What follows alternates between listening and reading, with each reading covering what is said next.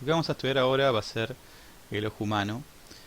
Nosotros no solamente tenemos que estudiar la física de la luz, sino también cómo crea sensaciones en las personas. Porque nosotros, bueno, va a ser nuestro objetivo, ¿no?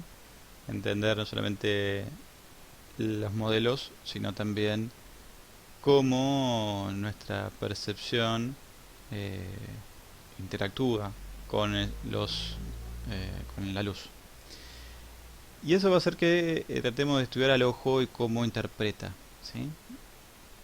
Lo que vamos a estudiar ahora va a ser un poco la biología del ojo para entender cómo es que podemos causar sensaciones en él. Esta parte tiene que ver mucho con estudios estadísticos y biológicos, aparte de una parte de física, pero tiene que ver con la percepción, ¿sí? Y después vamos a ver un poquito los colores, cómo interpretamos los colores, ¿sí? Y cómo interpreta el ojo y cómo interpreta, a diferencia de cómo interpretaría un instrumento. Entonces, primero lo que tenemos que comprender es que el ojo humano está formado por muchos tejidos orgánicos diferentes que aquí están detallados, ¿sí?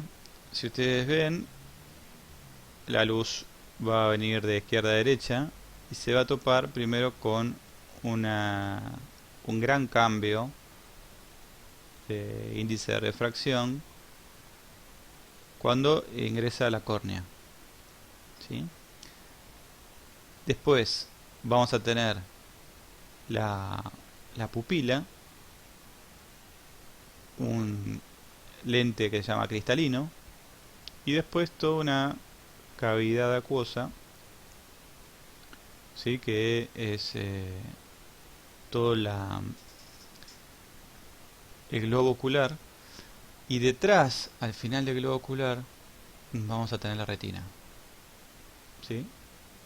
Donde va a estar las células encargadas de transformar la luz en pulsos eléctricos y llevarlos al nervio óptico. Entonces, en la córnea lo que va a suceder es que la mayor parte de la reflexión, ¿sí? ¿Por qué? Porque hay un cambio drástico de índice de refracción. Paso del aire ahí. Y lo que sucede ahí entonces es que se refleja gran parte de la luz, ¿sí? O sea, todo lo que pasa a través de la córnea, después internamente ya va a llegar con casi todo a la retina, ¿sí? Porque los índices de refracción son muy similares después. Fíjense que la córnea es, son índices parecidos al agua. Y después los índices son muy parecidos. Mientras más parecidos son los índices, menos reflexión va a haber y más transmisión o refracción, ¿sí? Entonces, eh, la luz va a pasar desde la córnea a lo que vamos a llamar primero pupila, que va a ser de diafragma, ¿sí? Y después a un lente que vamos a llamar lente cristalino. Lo que tengo ahí, el iris, fíjense, regula la cantidad de luz, ¿sí? Lo que tenemos, fíjense, la pupila y el iris, ¿no? El iris es lo que rodea a la pupila, puede estar pigmentado, ¿sí? Lo que ustedes lo ven negro ahí porque no sale casi nada de luz ya. Toda la luz que ingresa a la pupila ya no sale, entonces se ve negro porque ya es convertida esa energía en pulsos eléctricos. Después eso se ve negro, ¿no? Negro, acuérdense que es ausencia de luz. Entonces, lo que nosotros tenemos acá es que podemos tener diferente pigmentación y lo relacionado tenemos la pupila que puede tener diferentes diámetros en función de la cantidad de luz que queramos que ingrese. Como las células que están en la retina se pueden saturar si hay mucha luz, mucha intensidad de luz, hasta se pueden lastimar, la pupila lo que va a ser regular la cantidad de luz que entra, obturando, disminuyendo el diámetro de nuestra lente, haciendo que si la pupila contraída sea más para un momento donde hay mucha intensidad de luz y la pupila dilatada cuando hay poca intensidad de luz, ¿sí? Eso lo pueden ustedes observar si se ponen al espejo con la luz apagada y prenden la luz, ¿sí? O se iluminan con una linterna, ¿sí? Lo pueden probar. Entonces, ahí tenemos diferentes diámetros de pupila. En una cámara vamos a tener un objeto similar que se llama diafragma, ¿sí? Que va a ser justamente la misma función, va a ser regular la cantidad de luz. Y después lo que tenemos es una lente, que es sí, el corazón del ojo, que va a tener distintas focales. Si nosotros vimos que la focal de una lente me permitía saber dónde se forman las imágenes, bueno, acá lo que vamos a tener es que el cristalino no va a tener una sola focal, va a poder tener una cantidad diferente de focales entre un mínimo y un máximo, haciendo que esta lente sea una lente adaptable por un proceso que se llama acomodación. O sea, si hay unos músculos que piensen esto como si fuera una, una especie de silicona deformable. Si si hay músculos que están actuando sobre este cristalino, lo que va a hacer cambiarle los radios de curvatura, ¿sí? Y los radios de curvatura van a estar regulando justamente la focal.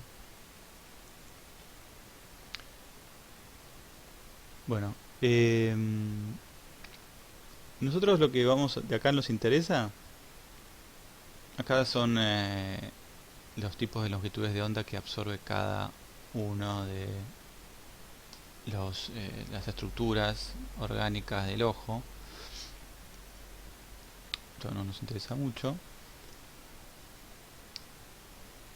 Fíjense, a ver, bueno, acá están los índices de refracción, ¿sí? Que son bastante similares entre sí. Esto es importante para que no haya reflexiones internas y se pierda intensidad de luz.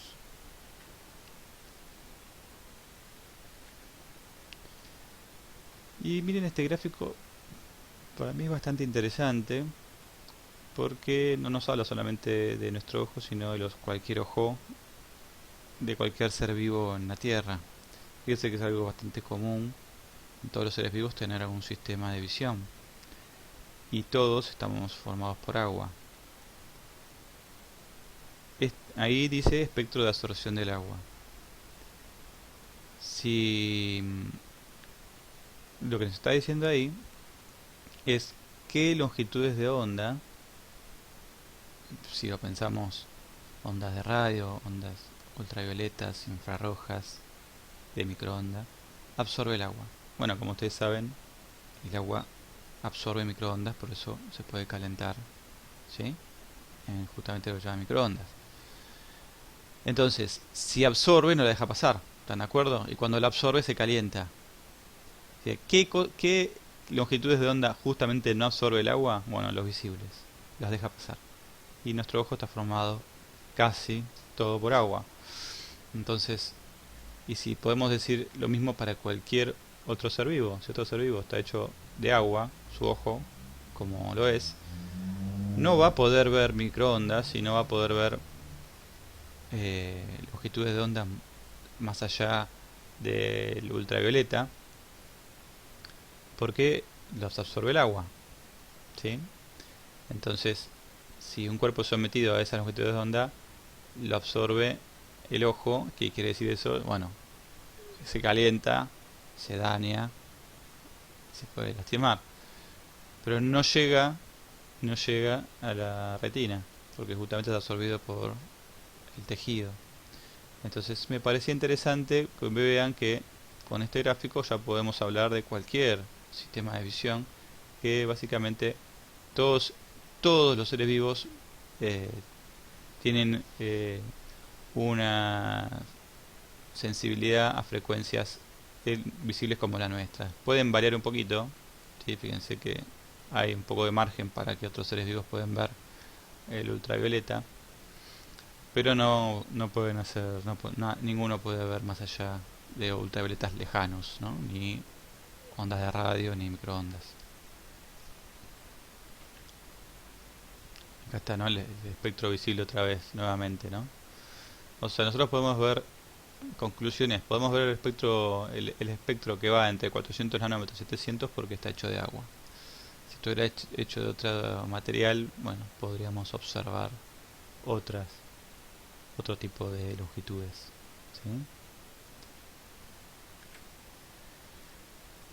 Y si se fijan, esa es la ecuación que les presenté de la ecuación del constructor de lentes, ¿sí?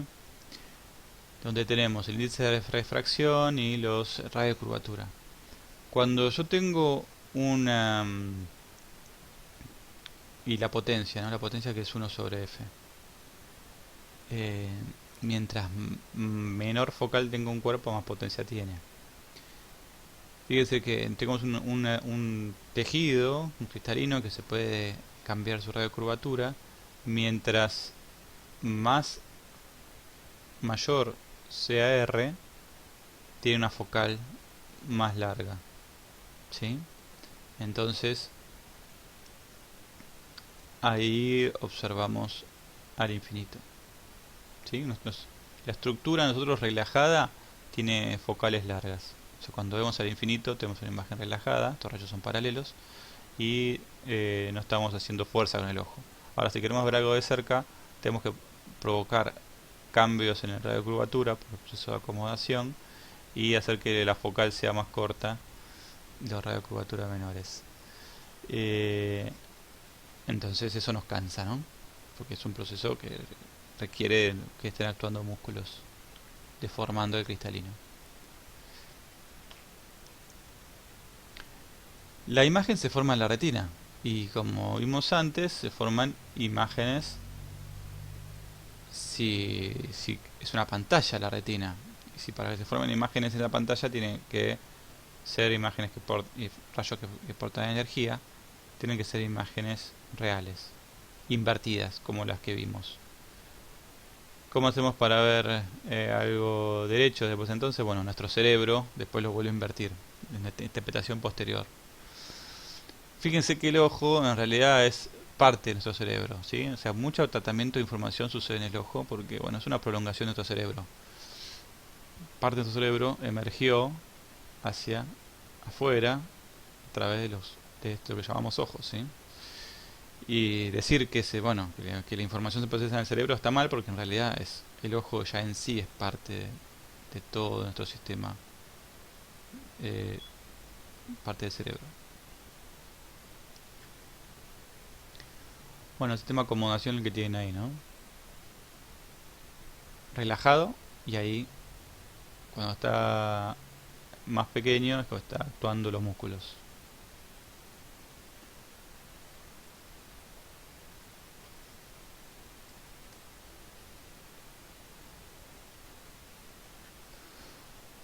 Bueno, algo interesante también es que nuestra sensibilidad a las diferentes longitudes de onda cambia en función de si es de día o de noche. Nosotros tenemos más sensibilidad al amarillo si es de día y más sensibilidad al azul si es de noche. Eso se llama visión escópica y visión ectópica, ¿sí? Eh, o sea, visión nocturna y visión de día, si lo queremos decir en forma que sea más fácil de entender. ¿Por qué sucede eso? Bueno, ahora vamos a tratar de entender. A ver si voy a pasar acá. Después vuelvo a esos problemas en la visión. ¿Por qué tenemos esa distinción observar de día y noche? Bueno, porque nosotros tenemos dos tipos de células en nuestro cerebro. Un grupo de células que solamente perciben intensidad de luz y otras células que perciben color. Si vemos acá, las células sensibles a los colores se llaman conos, ¿sí? Y los que son sensibles a la luz en general se llaman bastones. Tenemos tres tipos de conos que detectan tres colores básicamente. Uno que detecta el rojo, otro que detecta el verde y otro el azul. Y a ustedes les sonará esto, ¿no? R de rojo, verde y azul. Y viene del RGB. Como tenemos estas tres células, va a ser posible engañar al ojo y hacerlo pensar que está viendo luz blanca cuando en realidad nada más está viendo no todo no toda la continuidad del espectro visible, sino solamente tres frecuencias. Bueno, y acá tenemos los bastones que simplemente perciben luz, ¿sí? Entonces, ¿cuál es la causa de por qué observamos diferente de día y de noche? Si es de día, nuestro ojo está más cerrado, ¿sí? Entonces, la luz solamente se concentra aquí. Nuestro ojo no es que está más cerrado, nuestra pupila está más contraída. Entonces deja el cono que se forma, o sea, desde toda la retina se utiliza la parte central. A medida que se hace más de noche, la pupila se va dilatando y formando un cono de mayor diámetro. Entonces, ¿qué pasa? Pasan dos cosas. Primero, que en esta zona ya deja de haber células sensibles a la luz, ¿sí? Y empiezan a haber más bastones. Y segundo, que los conos necesitan mucha intensidad de luz para funcionar, ¿sí? Si hay la intensidad de luz es pequeña, dejan de funcionar y eh, no son sensibles. Entonces eso hace que nosotros primero ya no podamos percibir los colores muy bien de noche, porque la intensidad de luz baja. Y segundo, también que en particular las células azules son un poquito más sensibles que las rojas y las verdes. Entonces nos hacemos mucho más sensibles al azul de noche. Y por eso ustedes observan que la luminaria es fría.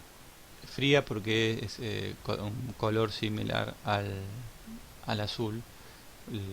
Tanto la iluminación LED como por ejemplo, de un patrullero es de ese color porque somos mucho más sensibles al azul.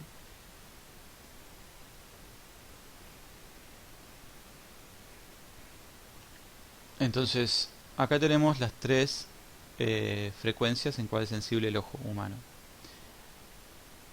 Sensible al azul, en un pico justamente en el azul, un sensible en un pico en el verde y un sensible en un pico en el rojo. ¿Sí? Entonces eso va a hacer que nosotros podamos engañar al ojo con tres luces nada más. Y esto después lo vamos a comentar, ¿no? Porque es parte de cómo funcionan las pantallas. Bueno, hace 20 años no existían los LED azules, ¿sí? Desde hace mucho, desde hace 40 años, 50 años, existe el LED rojo y el LED verde. Pero no se podía fabricar, esto capaz es bastante interesante para ustedes, ¿no? Porque son electrónicos, un LED que fuera azul, ¿sí? Un LED que sea un semiconductor, que transforma electricidad en un color azul. Y no emita en una frecuencia bastante definida de azul, ¿sí? Bueno, eso se logró hace poco y hace 10 años se le dio un premio Nobel al japonés que lo pudo desarrollar. Porque ¿qué pasó cuando se desarrolló el LED azul? Bueno, eh, explotó el mercado de las pantallas, ¿sí? Y hoy vivimos con pantallas que son hiper delgadas gracias a que pudimos lograr estas tres luces, ¿sí? Estas tres luces en forma de semiconductor, rojo, verde y azul. Entonces, primero, para entender una cosita, cómo funciona nuestro ojo, ya dijimos que tiene sensibilidad en tres frecuencias particulares. En nuestra formación inicial, en la primaria, a nosotros nos enseñan que la suma de todos los colores te da algo parecido al marrón o al negro, ¿no? Con las témperas. Tal vez faltaría que nos expliquen cómo es que entonces, si la suma de todos los colores de las luces te da blanco. Bueno, pasa que son dos teorías distintas.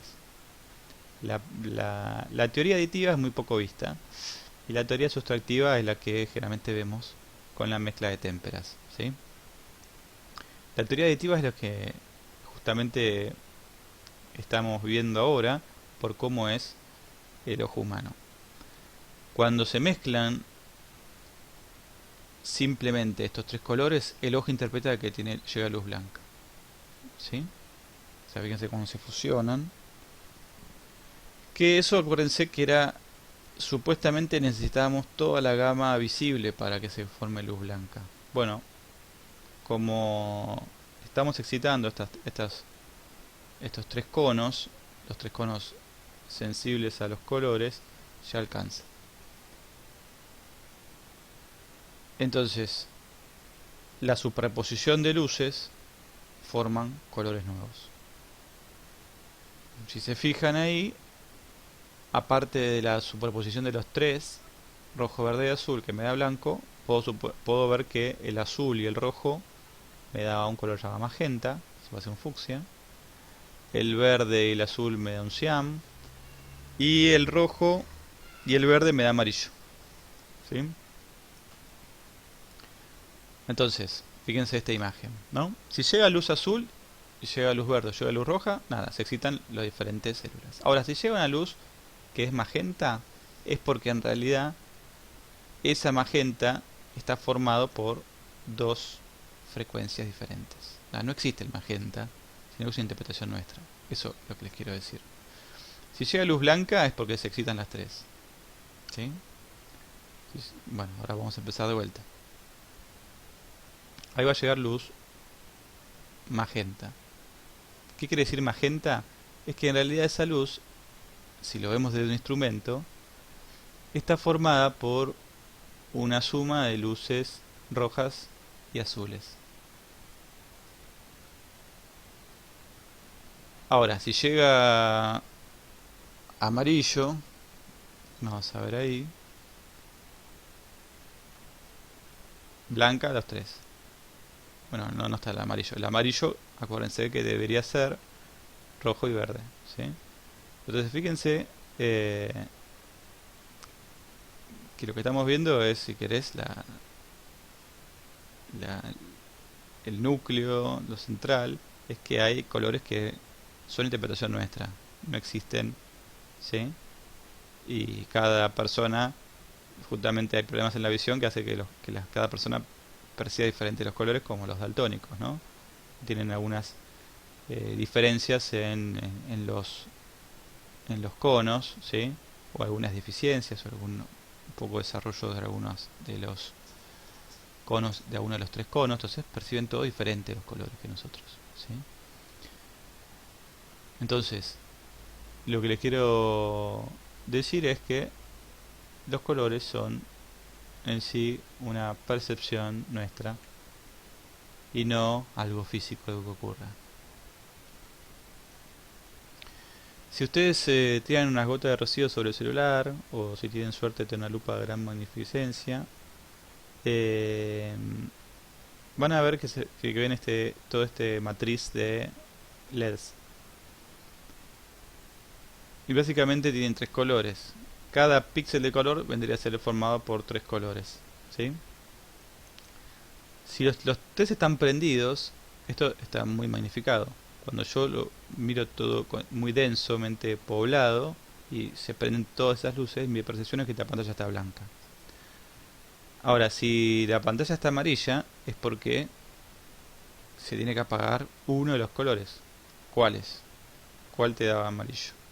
Bueno, te daba amarillo el rojo y el verde, ¿sí? Se tiene que apagar el azul. Si se apagas el azul, ¿sí? Te da la percepción de que la pantalla es amarilla. Pero ¿estás de acuerdo que no es amarilla?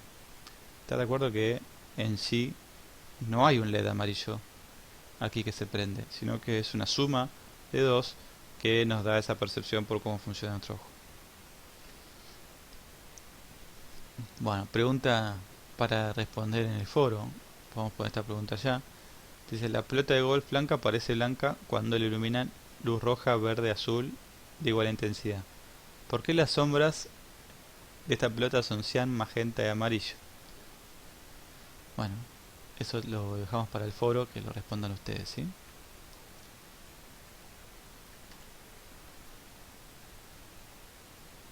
Bueno, y ahora lo que vamos a ver es lo que generalmente te enseñan en la primaria de la mezcla de colores, cómo funciona. Y funciona por sustracción. Si un objeto es negro, es porque absorbe todo. O sea, la luz solar incide en él y no refleja nada. Si es blanco, es porque refleja todo, ¿sí? Entonces, ¿qué pasa con los colores? Bueno, los colores absorben ciertas frecuencias y otras no. O sea, reflejan ciertas frecuencias y otras son absorbidas, calentando el material. Por ejemplo, si un cuerpo es, vamos a ver ahí cuál viene, el rojo, es porque absorbe verde y azul y refleja el rojo. Si es azul es porque absorbe verde y rojo. ¿Está bien? Y así sucesivamente. Si es magenta es porque absorbe el verde y refleja otros dos. Entonces, una hoja, una hoja de un árbol que se ve verde, en realidad lo que sucede es cuando es iluminada por el sol, es que absorbe todas las frecuencias eh, del sol menos la verde, que es reflejada. ¿Sí? Entonces esto se llama sustracción, porque lo que estamos haciendo es, el material es absorberlo. Es como que son filtros, ¿sí?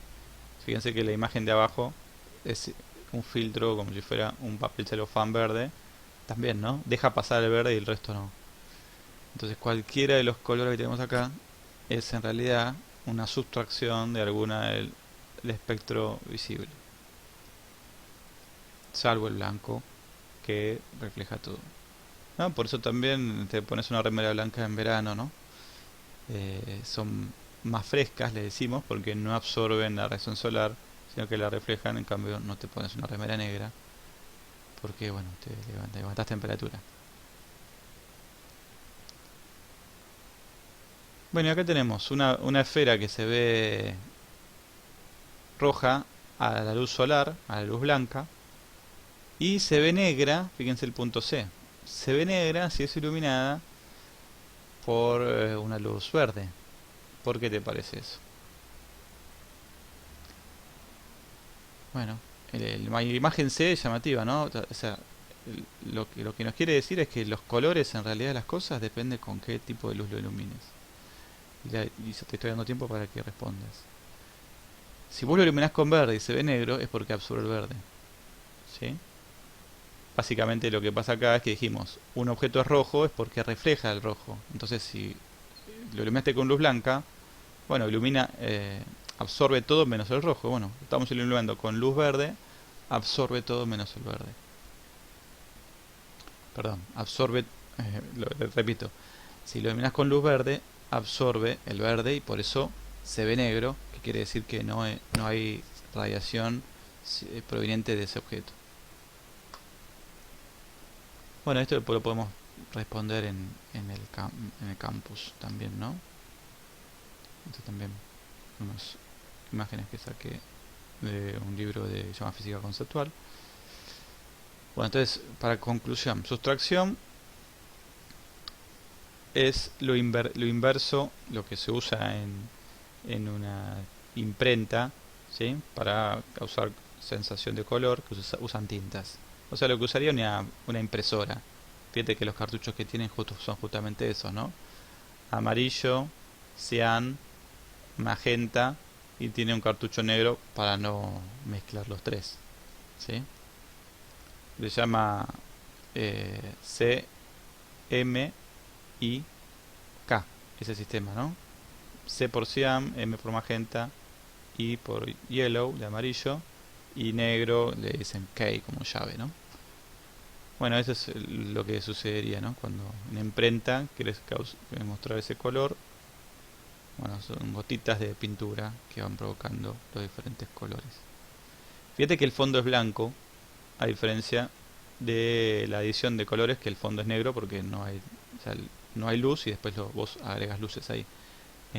Vos, si querés imprimir, tenés que usar una hoja blanca de fondo y ahí vas agregando las tintas. ¿Estamos?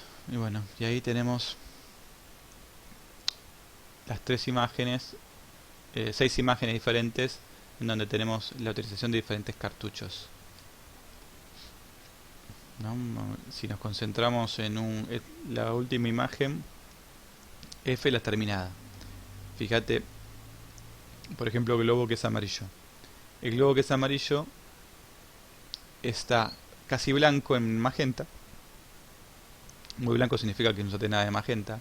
Muy blanco en el verde, en el cian, que decir que no usaste nada de cian. Entonces usaste casi todo amarillo, ¿sí? Entonces lograste de esa manera el amarillo. Y los mezcla de colores, por ejemplo, una mezcla de color tendría que ser, por ejemplo, el verde.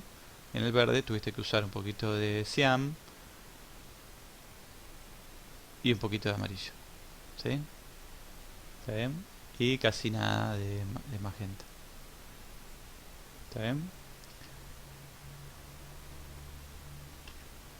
Bueno, entonces son los dos tipos las dos teorías, aditiva y sustractiva. Bueno, esos son detalles que son irrelevantes. Ya vamos a terminar la clase.